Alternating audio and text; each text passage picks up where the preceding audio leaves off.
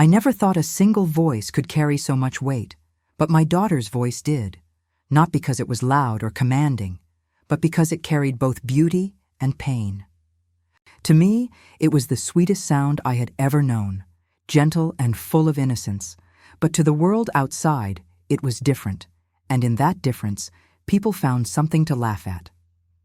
She was only 4 years old when I first noticed, standing in our living room with crayons all over her tiny hands, her face glowing with pride as she held up a drawing of a cat.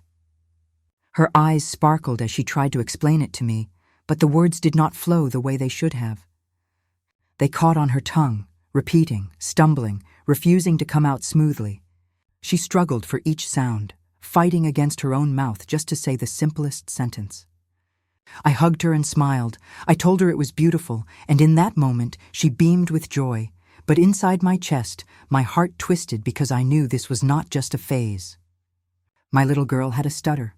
At home, it did not seem like a problem. She was still my bright, lively child who sang off-key in the kitchen, who danced clumsily in her pajamas, who filled our home with laughter. But I knew the world outside was not always kind. I knew one day someone would notice, and instead of listening with patience, they would laugh. I prayed it would never happen, but life does not always grant such prayers. The day came sooner than I expected.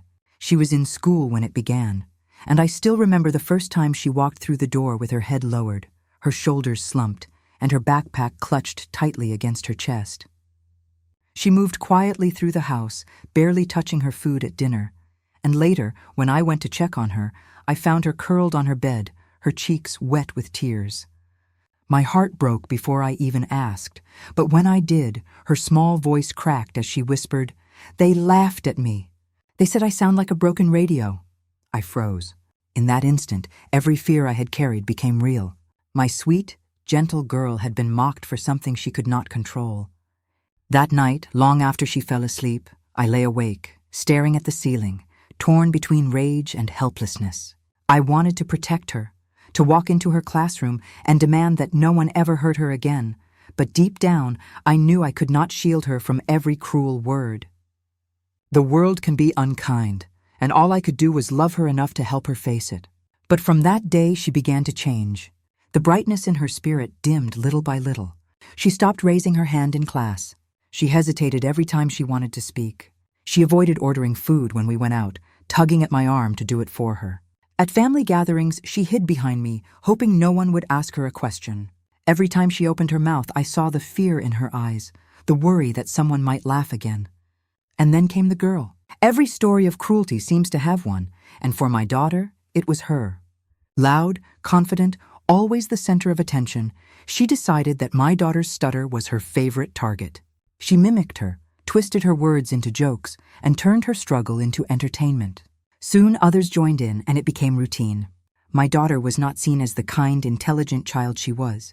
She became the girl who couldn't talk right. Each time she told me about her day, I saw her shrink a little smaller, and each time I told her, "Sweetheart, your voice matters. What you have to say is important. Don't let anyone make you feel small." But my words were not enough. She would nod quietly, but I could see in her eyes that doubt was winning. And then came the night that shattered me more than any cruel word could. As I tucked her into bed, she looked at me with tears brimming in her eyes and whispered, "Mom, I wish I didn't have to talk. Maybe then they wouldn't hate me." My chest ached so deeply it felt like it might break. I held her hand tightly, kissed her forehead, and forced back my tears. I whispered, "One day they will hear your voice. And when they do, they won't be able to laugh anymore." I did not know when or how that moment would come, but I clung to that promise with everything I had. What I could not have known was how soon it would arrive. And when it did, it would not just change my daughter's life, it would change the hearts of everyone in the room. Because the very mother of the girl who mocked my child would one day hear her speak. And when she did, she froze. After that night, when my daughter told me she wished she didn't have to talk, something inside me shifted. I realized just how heavy the weight of her stutter had become, not just on her voice, but on her spirit. Each morning, I watched her put on her backpack with slower steps, as if school was no longer a place to learn, but a battlefield she had to endure. Her shoulders curled inward, Her eyes avoided mine, and though she tried to smile, I knew it was only to keep me from worrying. But I did worry. Every single day, I worried when she walked into the classroom, worried when she was called on to read aloud, worried when she tried to answer a teacher's question. And my fears were always confirmed by the way she came home. Some days she was silent, not a word leaving her lips. Other days she tried to speak, but broke down halfway through, crying into her pillow until she fell asleep. One afternoon, I arrived at school early for pickup and saw it with my own eyes. The teacher asked the students to share something they had learned, and when it was my daughter's turn, she stood up slowly, her small hands trembling as she held her notebook. She opened her mouth, tried to begin, but the words caught. She paused, tried again, but the stutter made her stumble. The room grew restless. A few children giggled. And then, from the back of the class, that same girl, the one who always seemed to find joy in cruelty, began to mimic her. She exaggerated the way my daughter spoke, dragging out the first sounds, twisting them into a joke. Laughter erupted across the room. My daughter's face turned red, her eyes filled with tears, and she froze in place. The teacher tried to quiet the class, but the damage was already done. My little girl stood there, paralyzed by shame, until she finally sat down without finishing a single sentence. My heart shattered as I watched from the doorway, unseen. I wanted to run in, to scoop her up, to tell those children to stop, but I didn't. I stood there, silent, because I knew if I interfered, it would only make her feel weaker. And that helplessness burned inside me. That night, as I tucked her into bed, she didn't say a word.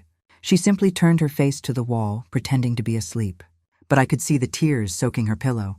I whispered softly, "Sweetheart, I'm so proud of you. No matter what happens, I love your voice. It's yours, and it's beautiful." She didn't answer, but her small body trembled, and I knew she heard me. I knew she was carrying a pain no child should have to bear. Over the next weeks, I tried everything I could to help her. I researched speech therapy, found specialists, scheduled appointments. We practiced together at home, turning reading into little games. Sometimes she smiled, sometimes she grew frustrated and threw the book aside. But I never stopped reminding her that progress took time, and that her worth was not measured by the smoothness of her speech. Still, no matter what I said, the cruelty at school continued. The same girl, the bully, seemed relentless. She mocked my daughter in the cafeteria, in the hallways, on the playground. Others followed her lead, laughing, whispering, making my daughter feel smaller with every passing day. And I could see my little girl starting to believe the lies. She began to write more instead of speak, handing me notes instead of answers, scribbling down her thoughts because it was safer than saying them aloud. One evening, as I sat beside her while she wrote in her notebook, I asked her gently, "Why don't you want to tell me with your voice?" She kept her head down and whispered, "Because writing doesn't make people laugh at me." My chest ached so deeply I could hardly breathe. She was only a child, yet she had already learned the cruel lesson of hiding herself to survive. I held her close and promised her once again, "You are more than your stutter. Your words are worth hearing." But inside, I began to wonder if my words alone were enough. I started to think of ways to give her courage, to help her believe in her voice again. And yet, I knew the road would not be easy. Because for every word of love I gave her, there was another voice waiting at school to tear her down. I watched her struggle, I listened to her cry, I wiped away her tears, and in those quiet nights, I made myself a silent vow. I would not let her break. I would not let this stutter define her. No matter how cruel the world became, I would help her find her strength. I just didn't know yet how, but I knew something had to change, and soon. There comes a moment when a mother has to decide whether to keep protecting her child from the world or to give her the strength to face it. For weeks, I watched my daughter shrink further into herself, hiding behind silence, avoiding eye contact, letting her stutter control her every action. And every night I whispered the same words of encouragement, hoping they would someday take root. But hope alone wasn't enough. One afternoon, while picking her up from school, I noticed a flyer pinned to the bulletin board. It was for the upcoming school storytelling competition. Students were invited to share a story, a poem, or even a personal experience in front of the entire assembly. My eyes froze on the paper. A voice inside me whispered that this could be her chance, the very moment she would realize her voice had power. But almost as quickly, fear tugged at me. What if she failed? What if the laughter grew louder? Could she survive that? That night, as we sat together at the kitchen table, she doodled on a scrap of paper while avoiding my eyes. I took a deep breath and said softly, "Sweetheart, there's going to be a storytelling contest at school. I think you would be amazing at it." Her pencil stopped. Slowly, she looked up at me, her eyes wide with disbelief. "Me? But I can't. Everyone will laugh." My heart ached, but I reached across the table and held her small hand. "They might laugh, yes, but they might also listen. And even if your voice shakes, even if it stumbles, it's still your voice. And your voice is worth hearing." She shook her head quickly, tears welling in her eyes. "I don't want to. I'll mess up. I'll just make it worse." I pulled her into my arms and whispered, "Courage doesn't mean you're not afraid. It means you try even when you are." For days after, she avoided the topic, but I kept planting the seed. I read her stories at night and then asked her to read a line or two back to me. We practiced in front of the mirror, celebrating even the smallest victories. Sometimes she would storm off in frustration, but sometimes, just sometimes, her voice came out clearer, stronger, filled with a determination that gave me hope. Slowly, she began to consider it. "What if I try? Just try? And if it's bad, I can stop, right?" she asked one evening. I smiled through tears I didn't want her to see. "Yes, sweetheart, just try. That's all that matters." And so, we began to prepare. Each night, after homework and dinner, we worked on her piece for the competition. She chose a simple story, one about a little bird learning to fly. I thought it was perfect. The story of the bird was really her own story, though she didn't realize it yet. At first, her words tumbled out awkwardly, her stutter strong, her frustration bubbling over. She would slam the notebook shut and cry, saying she wasn't good enough. I would hold her close and remind her, "Every word you speak is a victory. You don't need to be perfect. You just need to be brave." And little by little, she began to improve. The pauses grew shorter, the stumbles less frequent. More importantly, her eyes began to shine again, each practice session giving her a little more confidence. On the day of the competition, the air in our home was thick with nerves. She paced back and forth, clutching her notebook, whispering to herself, "What if they laugh, Mom? What if I forget everything?" I knelt down in front of her, cupping her face in my hands. "Then you start again. And even if they laugh, remember this. Your voice is stronger than their laughter. You don't have to be perfect. You just have to be you." At school, the auditorium buzzed with energy. Children whispered and giggled, parents filled the seats, teachers moved about making sure everything was in place. My daughter sat backstage, her legs swinging nervously, her notebook clutched against her chest. And then she saw her, the girl, the bully, sitting in the front row, smirking, whispering to her friends. My daughter's face paled. She grabbed my hand tightly and whispered, "Mom, I can't.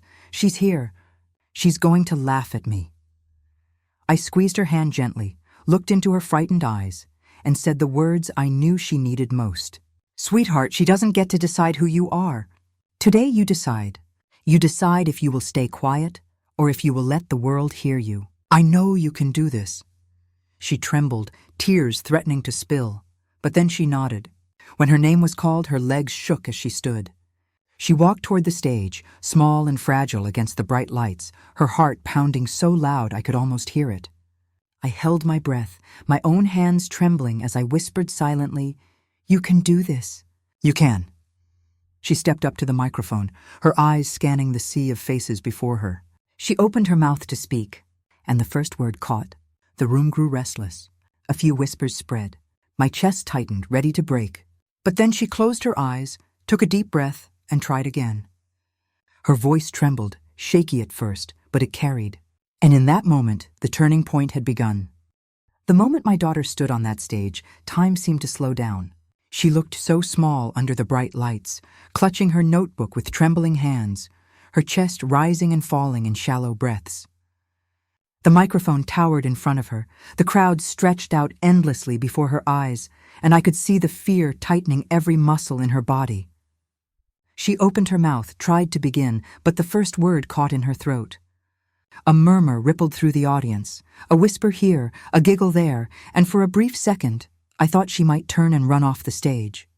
My heart hammered in my chest as I gripped the edge of my seat, silently begging her to find her strength. Then she closed her eyes, inhaled deeply, and tried again. Her voice came out trembling, hesitant, like a fragile bird taking its first flight. She stumbled on the first few words, pausing, struggling to push them out. The crowd grew restless. Some children whispered to each other, and I could see the smirk spreading across the face of the bully in the front row. But then something shifted. My daughter lifted her chin ever so slightly, as though remembering every word I had whispered to her at night. She steadied herself, turned the page of her notebook, and continued. Her voice wavered, but it carried.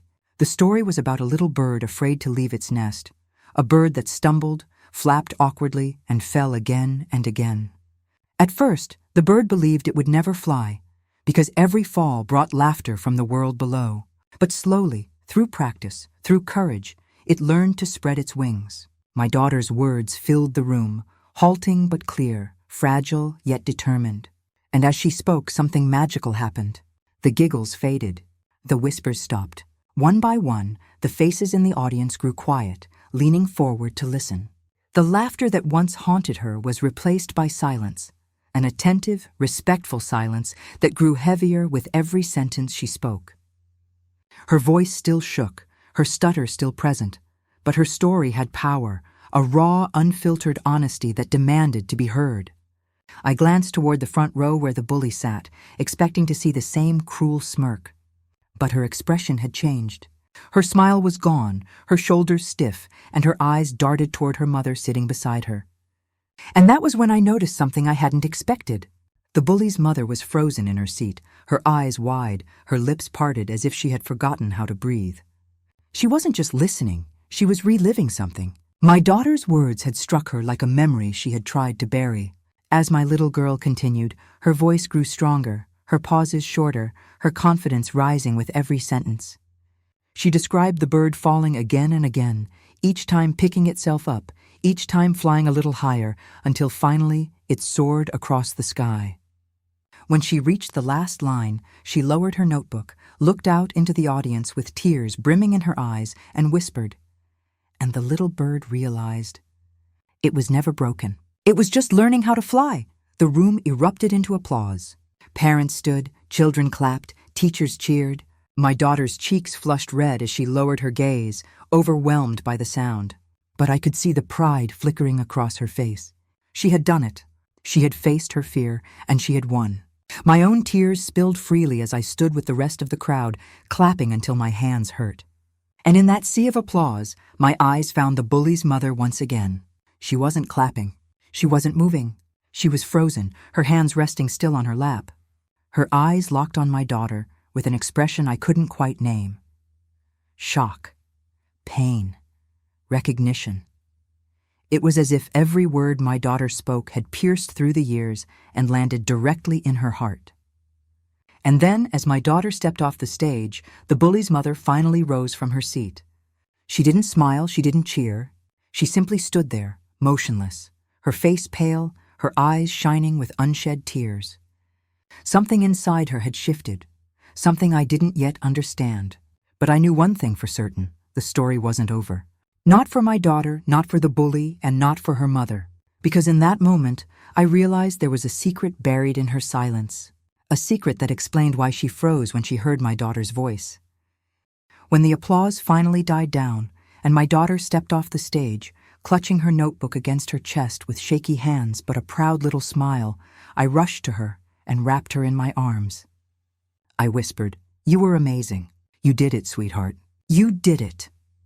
She buried her face into me, her tiny body trembling from the adrenaline, and for the first time in so long, I felt her shoulders lift, not with fear, but with relief. She had found her courage. But just as I was about to lead her away from the crowd, I saw her. The bully's mother? She was moving toward us slowly, almost hesitantly, her eyes locked on my daughter as though she was seeing a ghost. Her daughter followed behind, head bowed, no longer wearing that cruel smirk she always carried. Something had shifted in both of them.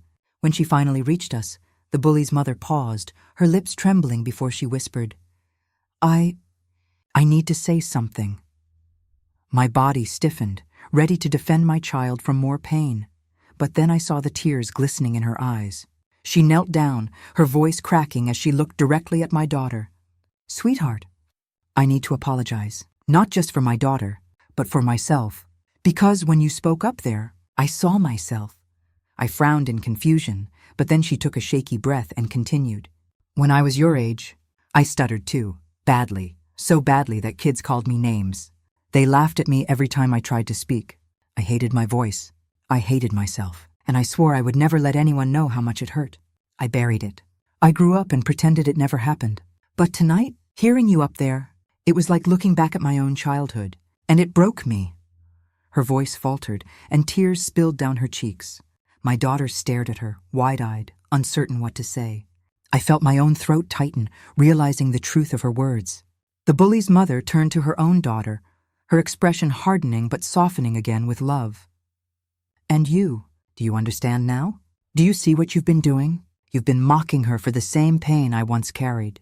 The same pain I hid from you because I didn't want you to know how broken I once felt.